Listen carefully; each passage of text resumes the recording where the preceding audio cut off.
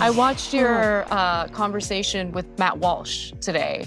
I thought it was a good conversation. I haven't seen that film at all, but I mean, he touches on something that's very real.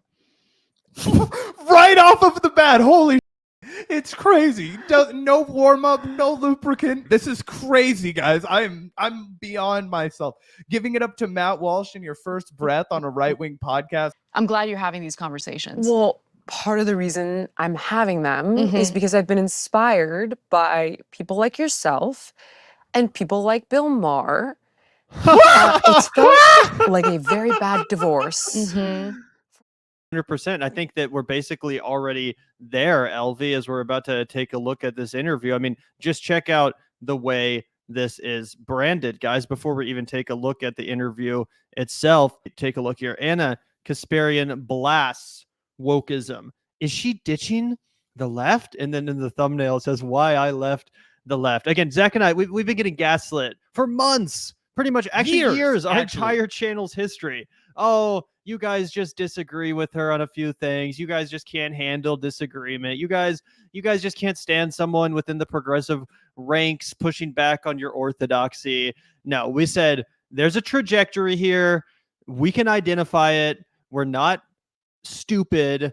We're not naive. We've seen this before. She's leaving the left. And yeah, I mean, I think it's fair to say if you're appearing in an interview on some stupid podcast like this and allowing them to brand it that way. Yeah. I mean, clearly everyone knows what's happening. Jillian Michaels knows what's happening. That's why she branded the content that way. Yeah, 100% Jillian Michaels knows what's happening. That's why she opened her arms up to Ana and said, I embrace you, right? And for people who don't know, Jillian Michaels, she's a conservative, right? She just had Matt Walsh on. She's a huge TERF. Okay, she doesn't like trans people, but she is herself a lesbian woman. Okay. It's like a lot of TERFs, unfortunately. Yes. But Gavin, without further ado, do you want to get into some of this tasty content for the day? Yeah, absolutely. Let's get into the interview that you all are waiting to see. We're going to react to a bit of this here on the Vanguard. It's a juicy one, guys. It's pretty spicy. And once again, Vanguard vindicated. Hate to say it, but it's true. Let's take a look, guys. You ready? Oh, yeah, I'm ready. Cringe along, hit the like button. Let's go. If you want to get a preview of how a president plans to lead, just look at who their donors are. Today's guest is American political commentator Ana Kasparian. She's the producer and host of a hugely successful show on YouTube called The Young Turks. I grew up in the 90s. We weren't as obsessed 90s with dividing ourselves into these little groups based on our skin color or our gender. We're going to be saying the same shit in like 2040. We're going to be like, we grew up in the 2000s. And, you know, back then, everyone was sane and reasonable. Like, everyone does this, no matter what era you grew up in. Yeah, it's just boomer shit. And also, dude, acting like the 90s people weren't often, like, sectionalized groups is crazy, okay? Actually, the 90s was the beginning of kind of an astroturf, like we're all different, but we're all the same. Although I guess Anna's mentioning that she caught the last death rattle of the I don't see race approach to racism. You know what I mean? Also, while we're pausing. Still, I mean, just before you continue, the 90s was when like the freaking Rodney King riots happened, the OJ trial. To act like that was a post-racial society was crazy. So much of the major controversies were race-based. 100%. Yeah, absolutely. All I was going to also point out is that this is clearly the most AstroTurf podcast I've ever seen in my entire life. For people who missed our intro, Jillian Michaels literally got famous humiliating overweight folks on national television for reality TV. It was called The Biggest Loser. And what she did was she excelled at screaming at fat people the most. She excelled at really dehumanizing them and degrading them in front of the world. These people are suffering from addiction, okay? And do you know how you don't get an addict to stay sober forever? Scream at them, belittle them, make them feel small, make them feel broken. This is humiliating stuff, not for these folks that had to deal with this, not for these folks who were so desperate to get healthy, so desperate to be welcomed, loved, supported by their peers. Okay, these people who were actually facing dire medical consequences who need to be uplifted. No, what's humiliating is that she did that to these people to build her own career, and now she's got an astroturfed right-wing political podcast where she has on Matt Walsh and debates the lady that founded Vox, who she claims is the embodiment of the left, and she's the embodiment of the right. It's just sad. It's just horseshit. So anyway, setting the stage for this conversation, that's who Ana decides to spend her time with instead of having a conversation with a single leftist. Okay, we're not talking about us.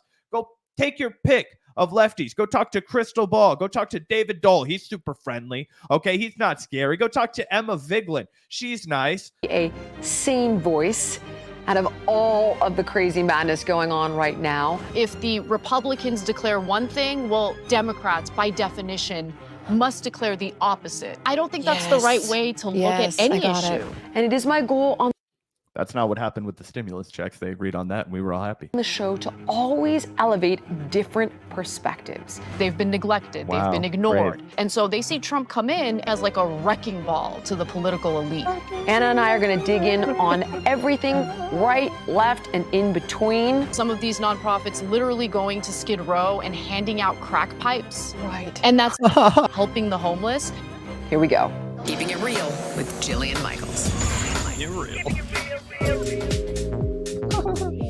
I watched your conversation with Matt Walsh today. I thought it was a good conversation. I haven't seen that film at all, but I mean, he touches on something that's very real. Right off of the bat, holy shit, it's crazy. No warm-up, no lubricant, no nothing. We're just straight into the ass. This is crazy, guys. I'm beyond myself. Giving it up to Matt Walsh in your first breath on a right-wing podcast is absolutely not what you do if you're a seasoned progressive commentator. Yeah. And she's like, I haven't seen the film, but I think he's touching on something real. The film, if you're not aware, is called Am I a Racist?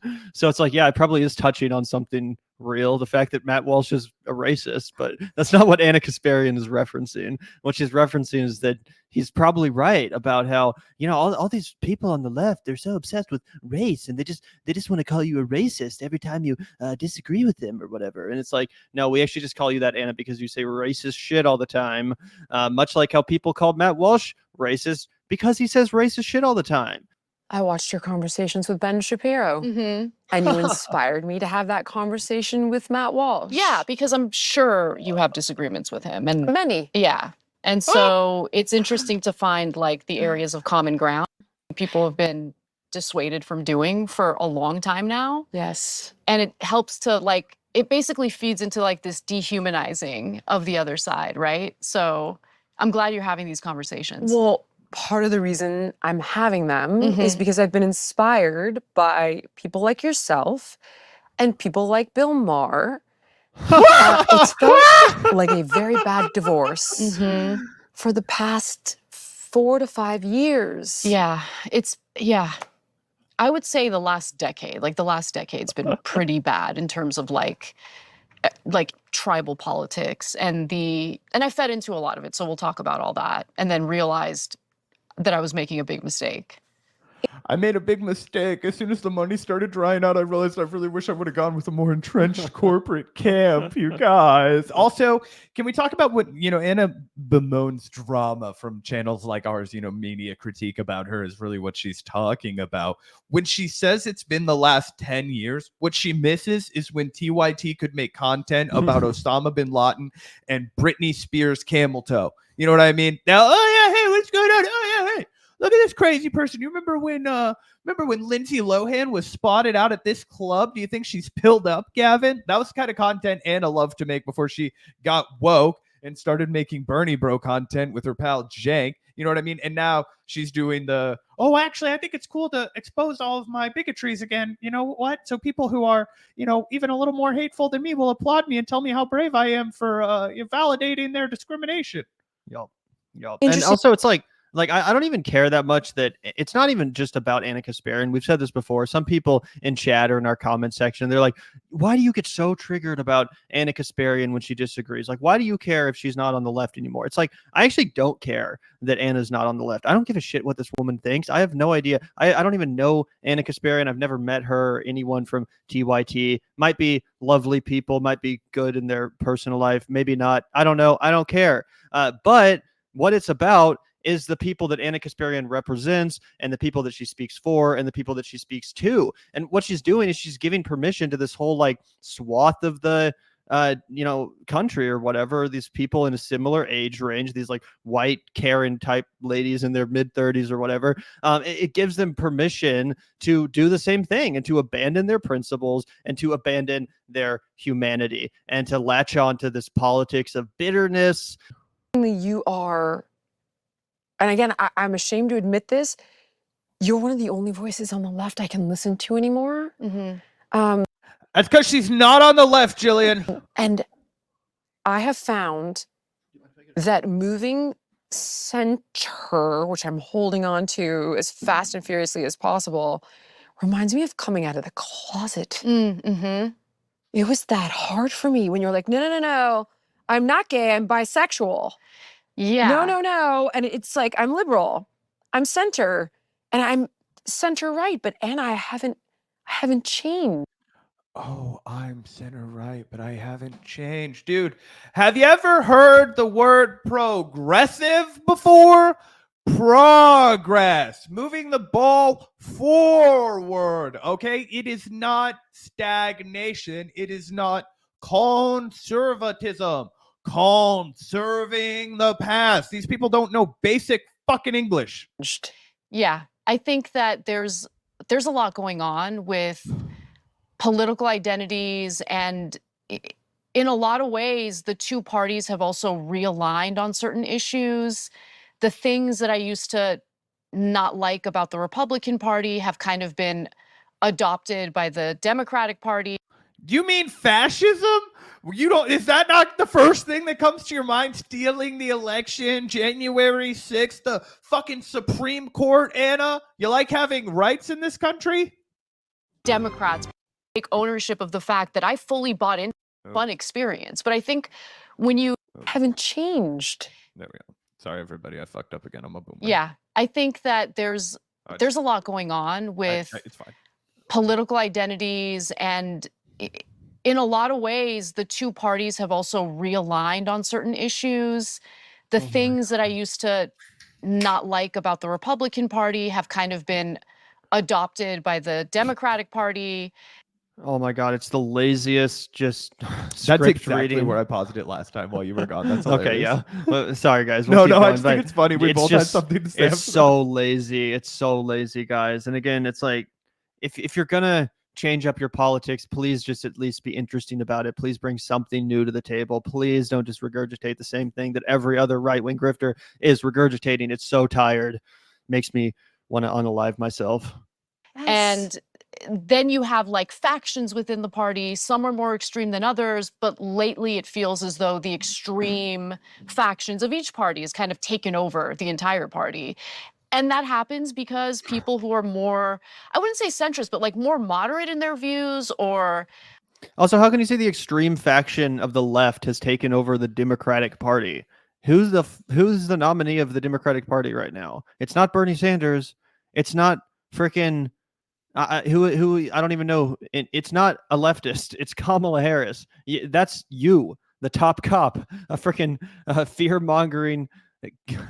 They gave you everything you wanted. That's what Anna. I'm saying. That's what I'm saying. The top of the Democratic ticket literally reflects you in very uncanny ways. From California, a Karen, a cop lover, tough on Anna crime. It's literally the kid that shows up to high school on their 16th birthday after they got a fucking brand new Porsche from their dad, and they pull it in, and everybody's like, wow, look at it. And they're like, yeah, I really wanted it in baby blue. This is more of a cobalt color. So whatever. Yeah. I mean, what it really just proves is that Ana Kasparian is terminally online. What she's always talking about when she references politics is just what she sees on Twitter, I guess, because that's just not true. The extremes of the left have not in any way taken over the Democratic Party. Look what the Democratic Party is doing right now.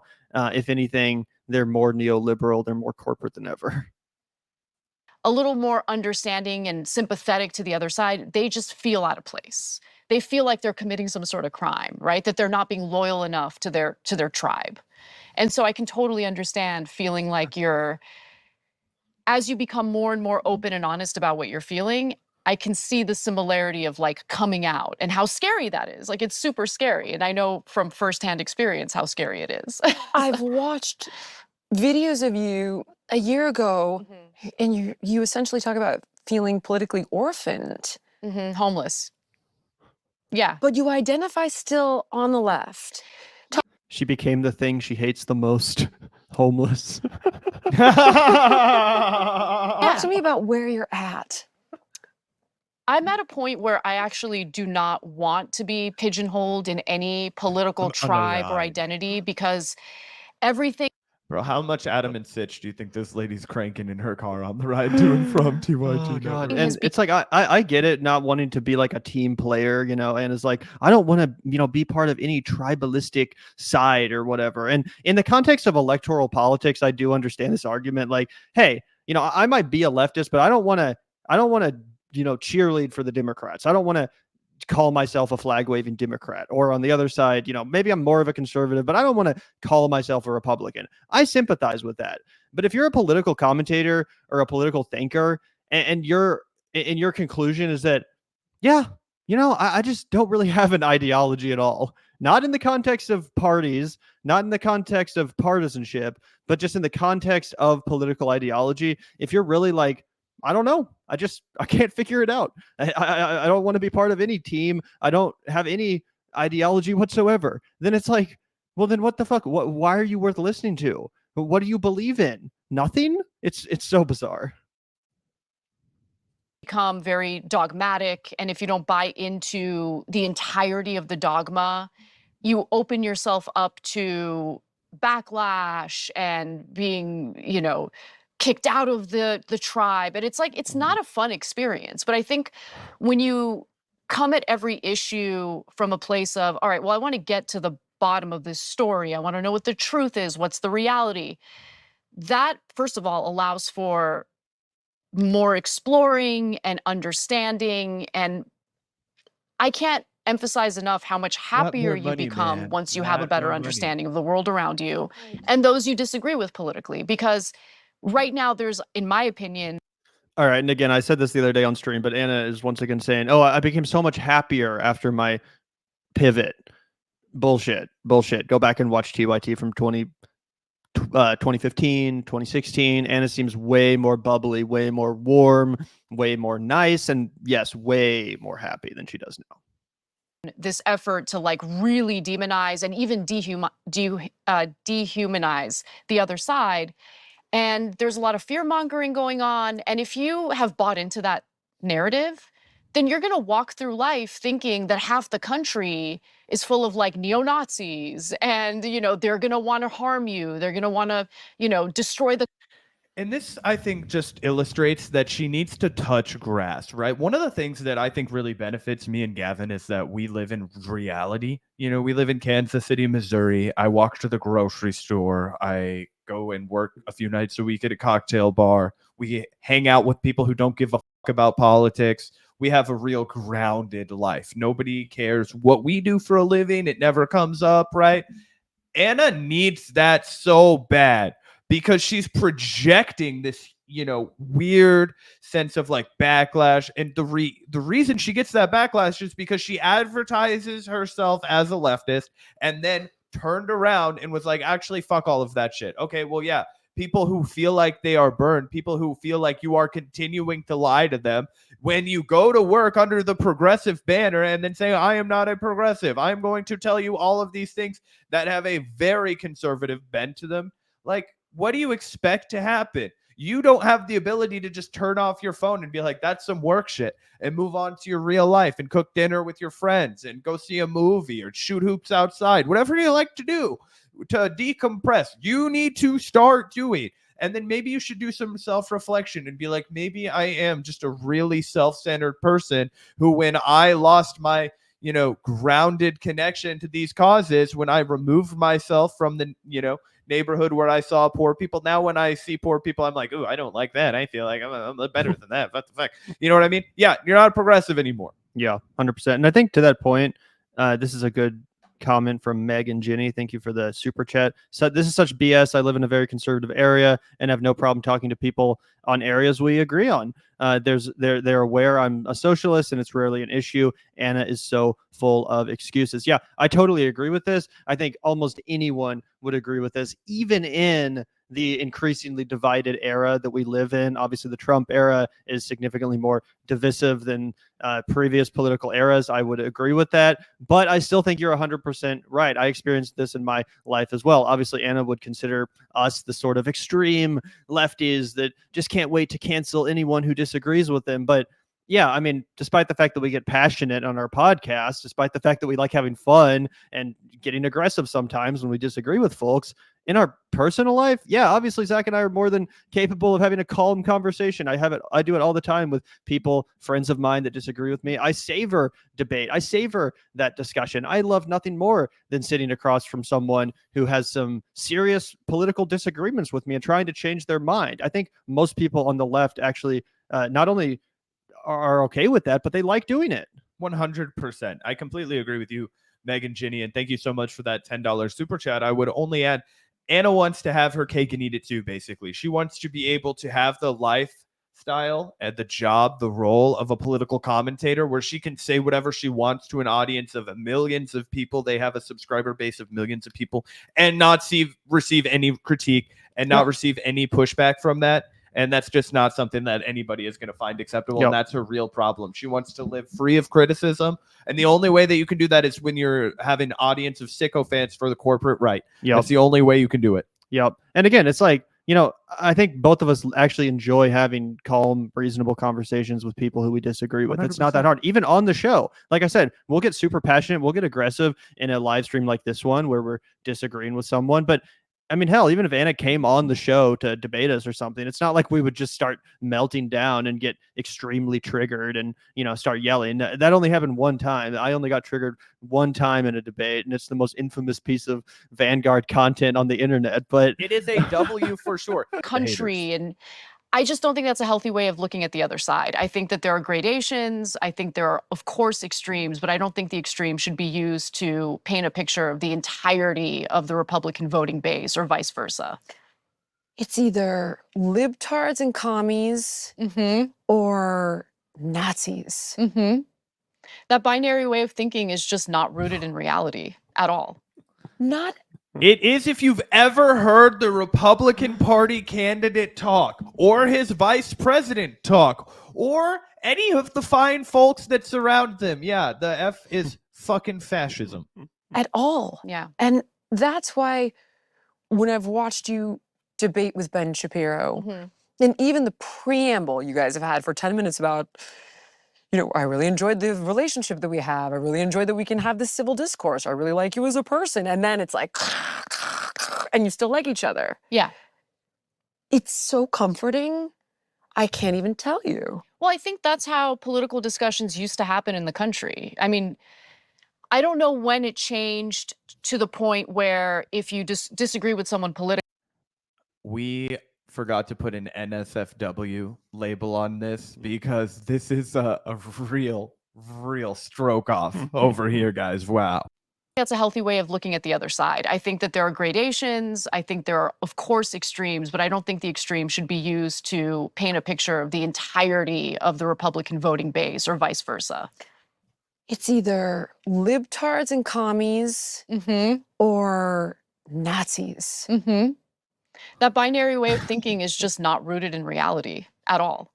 Not at all. Yeah. And that's why when I've watched you debate with Ben Shapiro, and even the preamble you guys have had for 10 minutes about, you know, I really enjoyed the relationship that we have. I really enjoyed that we can have this civil discourse. I really like you as a person. And then it's like, and you still like each other. Yeah. It's so comforting. I can't even tell you. Well, I think that's how political discussions used to happen in the country. I mean, issue. We can skip ahead to this, but I also did just want to play this other clip from Anna just to break in really quickly as she makes that point about how it's so unhelpful, this political binary. Let's hear from Anna a little bit ago. She like takes pretend ownership for this, but this was her whole brand. This is how they built TYT. So poorly of them, and the reason why is because look, I don't think that you're a single issue voter. I just think you're dumb. Okay? I think you're fucking dumb. No. That was in response to people who fucking voted for Donald Trump, right? And here's here's this conservative account saying, at Ana Kasparian, I have no respect for women that vote for Trump. I think you're fucking dumb.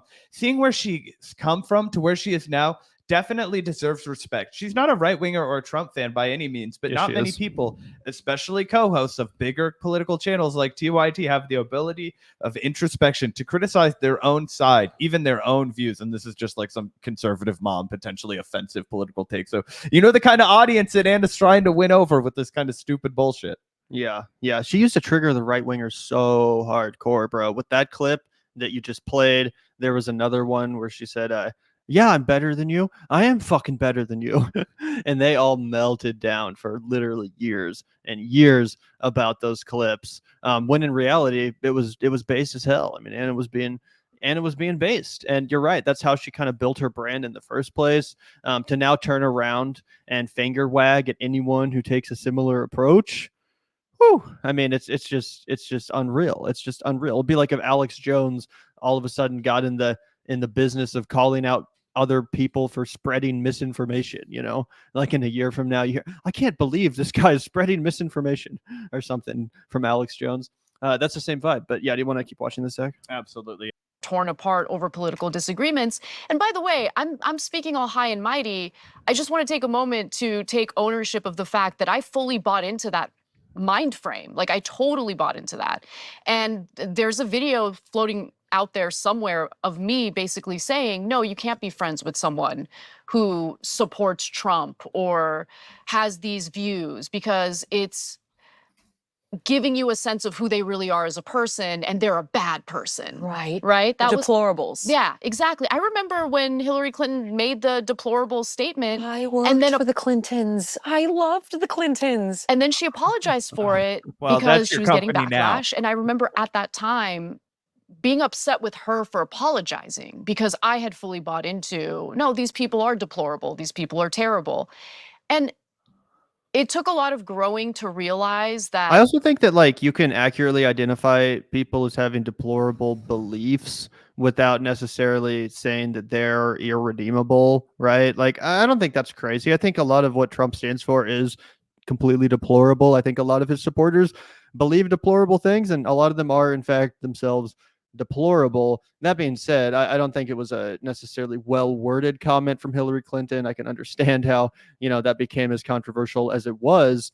But yeah, I mean, in the same way that a lot of people on any faction of the political spectrum, right? They sometimes believe in or defend deplorable things out of ignorance or brainwashing or what have you, but they can still be reasoned with. And I actually don't think Anna's giving her former self enough credit here. She acts like back in the day, she was just this complete caricature of a leftist. And maybe if you've only seen those infamous clips of her, you would also think that. But Anna was actually always a little bit more reasonable than she's making it sound like. I remember back in 2016, she even defended like Joe Rogan, or maybe a little bit after that. But she was like, I know a lot of people on the left get triggered by Joe Rogan, but I think he kind of speaks for normal people. And as a left, we shouldn't take this overly aggressive approach when it comes to going on his show, because there's a lot of people in his audience we can reach. Again, that was like 2016.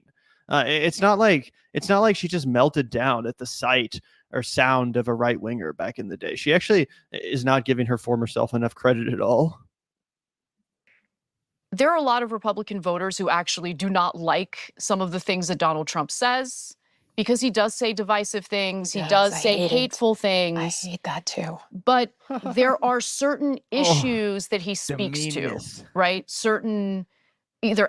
We're going to build a wall. That issue, the racist issue. Here's the problem. To Gavin's point earlier, and I'm sorry we keep cutting in so much, but that's why you watch it with us instead of on that stupid Jillian Michaels podcast. The thing is that, hot take, if you had a better message and you campaign better, you can call Trump's fucking voting-based deplorables. Do you think that Trump said nice things about the people who are voting for Hillary Clinton? Why is that never a part of anybody's analysis? They're like, she called them a basket of deplorables and that cost her the election. No, not campaigning in Michigan. Not having a single positive policy proposal to put forward to the American people. Picking a vice president nobody can remember his fucking name 8 years later, right? Mr. Irrelevant. Okay, not having a slogan that was catchy, not understanding I'm with her. That was a banger. what the political moment was. It was an absolute disgrace. She ran a dog shit campaign. Anybody should have been able to beat Donald Trump. The fact that she didn't is a fucking political disgrace. It'll go down in history as one of the biggest missed opportunities in American politics. Okay, Joe Biden, when he had fucking 8 working brain cells to scrap together, he could only be awake 4 hours a day. The rest of the time they were charging him in his basement. He got the job done against Donald Trump. Kamala Harris is going to get the job done against Donald Trump. But these guys, they want to pretend, oh, it was one offhanded comment about a basket of deplorables because that was mean. And Donald Trump's never been mean. Oh, what? Yeah, he's just misunderstood voters. We got to pat them on the ass. No, we don't. We have to offer them an alternative. That's such a great point. And I mean, not to defend Hillary Clinton, but you're totally right, Zach. It was 100% gaslighting when everyone turned around and acted like that was such a crazy statement to make. Stupid. If anything, what Hillary was trying to do and what the Democrats were trying to do was to fight fire with fire, which is what they should have done more in that election. They should not have taken Michelle Obama's advice to go high when they go low. No, they should have fought fire with fire. They needed to wake Americans up and educate them as to who Donald Trump truly was. And yeah, Hillary totally got gaslit by the media and obviously by the Republican Party, acting like the deplorable comment was something that was totally out of bounds when Donald Trump was out there, you know, saying the most outrageous, insane, and unhinged stuff on a daily basis. Yeah, I'll have Gavin hit play so I don't fuck it up for the 1 millionth time and make us rewatch the same 30 seconds again. It's like economic issues, anything that might have to do with the deindustrialization of like the Rust Belt. Those are issues that really resonate with them because no other politician has sincerely addressed those issues. They've been neglected, they've been ignored. And they've been ignored by what they view as the political elites. And so they see Trump come in, and yeah, he's a little unhinged in some of the things he says, but they see him as like a wrecking ball to the political elite or the establishment, exactly. And also, this is so fucking annoying. It's like, bro, thanks for catching up to the rest of us. Like, it's funny because she acts like she hates the far left so much, and the far left is so stupid. But guess who she sounds a lot like right now? All the far left commentators that I like, guess what all those people were saying back in 2016? Exactly what Anna just said. They were all accurately identifying the reason why Donald Trump was becoming so popular, his populist appeal, because they're actually connected to and tapped into the working American mindset. Yeah, this is nothing new. This is the most tired analysis. This is like an 8-year-old analysis, bro. Thank you for catching up to the rest of us. Ironically, the people you now claim to be the most intellectually devoid out there.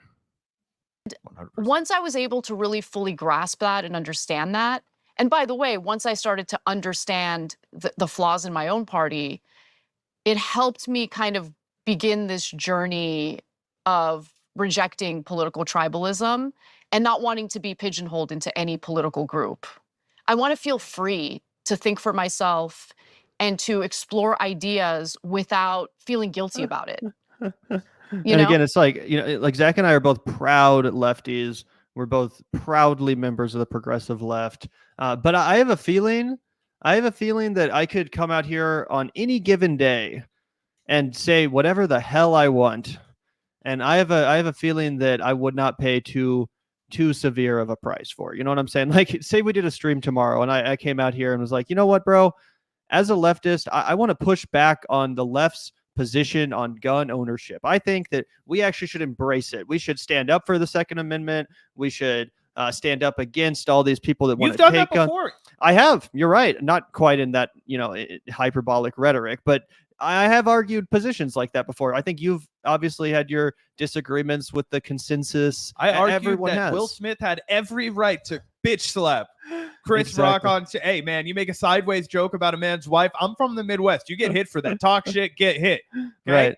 Either way, my point is, I think either of us feel pretty free to do that, to disagree with the left whenever we freaking want. Like, I think we both could do that at any point, and I feel like our audience would be cool with it. They might say you're stupid in our chat. Like, they might be like, Gavin, what the hell are you smoking today, or something like that.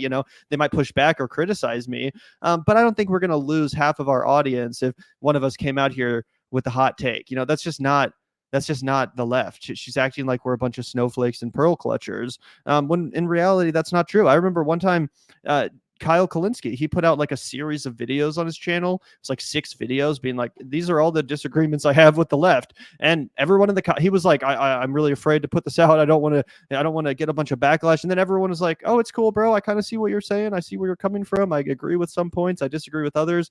Yeah, it's just such a hysterical vision of the left. Here's what the left doesn't like: when you come out as a fucking bigot, okay? When you don't understand something, everybody is happy to explain it to you. If you're like, hey man, I just don't understand. Like, I really don't want, like, I don't want to see like domestic abusers and people who do rape and people who commit murder, like walking on the streets. But I totally get that prisons are unjust. What do you mean prison abolition? We'd be like, oh yeah, dude, abolishing the prison system as it currently exists and reconstructing a system for rehabilitation. So of course those people are removed from society, but we're not going to further traumatize them. We're not going to belittle them. We're not going to degrade all of us by degrading them. We're going to say we're committed to rehabilitation. We're going to think about a system that actually executes that, because the prison system as it exists is absolutely anathema to that function. They'd be like, oh, that makes sense. And nobody got canceled and nobody got triggered. What people don't like is if you come out and you're like, you know what, guys, I really just fucking hate trans people and I think it's a huge problem. They're going to be like, hey, fuck you, dude. You don't have the right to come out and say that. Yeah. Another thing I think is interesting, it's like, even in the context of sort of culture war issues, I feel like even as a diehard leftist, I feel like you can get away with disagreeing with the left on culture war things. Like, for example, the trans sports issue, right? I think there's been quite a few people on the left or on the progressive left that have come out here and voiced their disagreements with the consensus and said, hey, I don't necessarily think it's a good idea for reasons X, Y, or Z. They don't usually get a lot of backlash unless they bring on someone like Matt Walsh to help them make that point, because then it becomes obvious. No, it's not just a good faith disagreement. No, I'm actually going to have on some disgusting fascist right-wing influencer so I can get a little bit of their audience too. Right. And that's the difference, again, between just having a controversial hot take and courting a right-wing audience. Again, not that I would agree with it or even defend it, but if someone on the left said, hey, I disagree with this, I disagree with that, maybe on this culture war issue, I'm not on, or like the abortion one, maybe you're like really Catholic or something and you're not necessarily 100% comfortable with the idea of abortion. It's okay. You're still welcome on the left. Like, you're not going to get outcast. You're not going to get ostracized. But if you start having on far right Christian nationalist influencers and fascist propagandists to try to poach a little bit of their audience too in the process, well, I think people raise their eyebrows for obvious and legitimate reasons. Yes, I know exactly what you're talking about. I think for me, as a devout liberal who always thought I was the better person. He's the liberal I Malcolm thought warned about. we were the good guys. I really did. I was brought up that way. And I thought, if you're a Republican, you want war. If you're a Republican, you don't care. I have changed my mind on a lot of this stuff, but you're ridiculous with your gun laws. If you're a Republican, you hate gays. If you're a Republican, you're a racist. I really, honestly took the bait. And then Trump was so belligerent when he first began running and they're all rapists and racists coming over the border or whatever, criminals. And that was really abrasive. And I live in a border state. We live in a border state, my whole life up until recently. And it felt like an assault on all of these wonderful people I saw who were economic migrants wanting a better life. Right. And, then it was the woman's right to choose and we're taking that away, and gay marriage, that's going. And I was appalled. Then I met my wife and, oh my God, I can't believe we're married, because she was a Republican. Oh my God, there it is. There it is. There it is. Dude, and again, we don't know what Anna's home life is like, but Gavin specifically has predicted that it might have something to do with her having a spouse that watches a shit ton of Republican content, because it does seem like she constantly is using right-wing talking points, the right-wing presentation of the news to form her world outlook. And that typically happens. Like, again, I grew up in a house where like Fox News was like the news. You know what I mean? Like, that is a world that some people live in. And then you're constantly being presented with all the shit like Oh, crime is on the rise. Oh my gosh, what are these poor business owners at CVS going to do if these shoplifters keep stealing? Uh-oh, what if I run an international conglomerate one day? I sure hope that the police don't make me hire private security and cover my own losses with insurance. Yup. How could you possibly? And I'll never forget, she's like, you think you're such a good person. You think you're so liberal and so understanding. You guys are the least understanding, the least accepting, and the least tolerant of anybody who doesn't agree with you. Cut to, I started hearing everywhere, or at least focusing on it. Oh, well, they voted for Trump, so I had to cut them out. Oh, I haven't spoken to my mother. She's a Trump supporter. Also, like saying the left is sometimes more intolerant because they want people to agree with them. That's like saying like scientists are intolerant when they're debating flat earthers or something. It's like, yeah, that's because they're right.